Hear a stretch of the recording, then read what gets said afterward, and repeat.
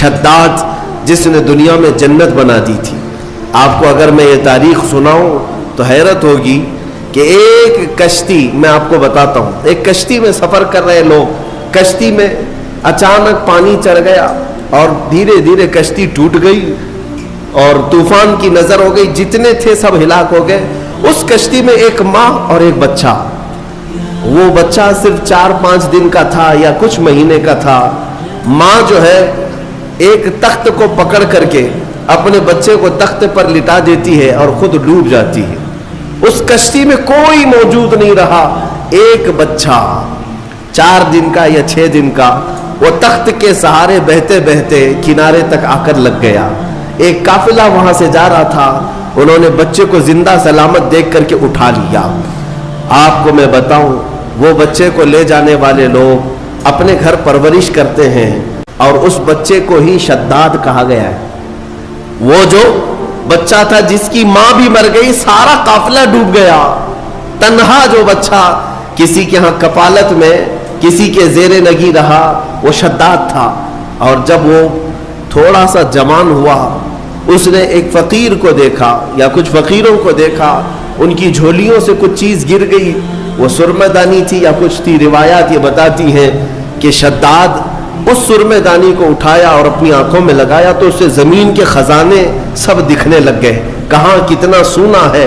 وہ اس طرح سے کھودتا تھا اور سونے کا مالک بنتا چلا گیا.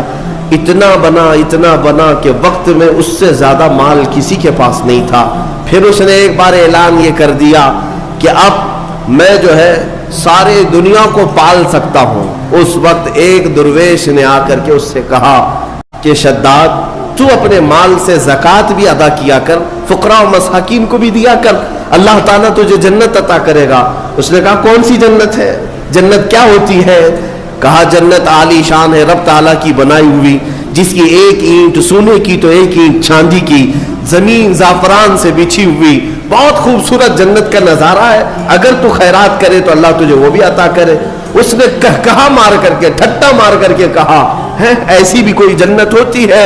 اس سے بہتر جنت تو میں دنیا میں بنا دوں گا. تم اس جنت کی لالچ مجھے دے رہے ہو؟ اتنا مال تو میرے پاس ہے کہ میں خود بنا لوں جنت. اور اس نے آرڈر دیا اور عدن ایک علاقہ ہے، وہاں پر جنت بنانے کا حکم دیا. موسم ڈھونڈا گیا، ٹھنڈا موسم ہو، باغیچے لگائے گئے، دریا اس کے اندر نہریں بہائی گئیں اور پھر سونے اور چاندی کی اینٹوں سے محلات تعمیر کیے گئے. برسوں لگ گئے اس جنت کو بنانے کے لیے. پھر وہ وقت آیا کہ جب شداد اس کی اوپننگ کے لیے اپنے گھر سے نکلا، اپنے گھوڑے پر سوار ہو کر، طاقت کا نشہ، دولت کا نشہ، غرور کہاں لے جا رہا ہے، دنیا میں جنت بنایا ہے.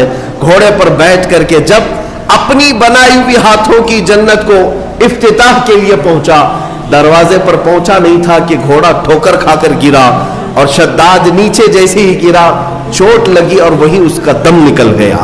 نہ اپنی جنت میں قدم رکھ سکا. اسی کو ارم کہا جاتا ہے. ارم جو ہے فارسی لفظ ہے، وہ شداد کی بنائی ہوئی جنت کو کہا جاتا تھا.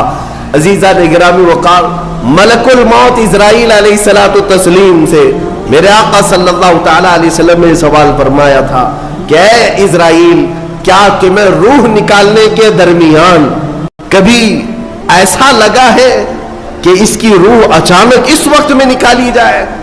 تو حضرت اسرائیل علیہ السلام نے جواباً یہی 2 باتیں کہی تھی. ایک وہ وقت تھا جب پوری کشتی ڈوب گئی تھی اور ایک بچہ تخت پر لیٹا جا رہا ہے اور مجھے حکم ہو رہا ہے کہ اس کی ماں کی روح قبض کرو. بچہ تخت پر ہے اور ماں ڈوبی جا رہی ہے اور ماں کی روح قبض کرنا ہے. کس کے سہارے اس بچے کو چھوڑا جائے گا؟ لیکن قادر مطلق کا حکم تھا، سارے لوگوں کی روح قبض کیا بچے کے علاوہ. یہ فرشتے کو تک نہیں حکم ہے کہ تمہیں اس کی پرواہ کرنے کی ضرورت نہیں، اس تنہا بچے کی کون نگہبانی کرے گا، اس کا حکم نہیں. ماں کی روح قبض کر لیا. اس وقت مجھے تعجب تھا کہ اس بھرے سمندر میں اس تنہا بچے کو دیکھے گا کون؟ لیکن پھر دنیا نے دکھایا کہ اس بچے کو صرف دیکھا نہیں گیا بلکہ دنیا کا سب سے بڑا امیر بنایا گیا.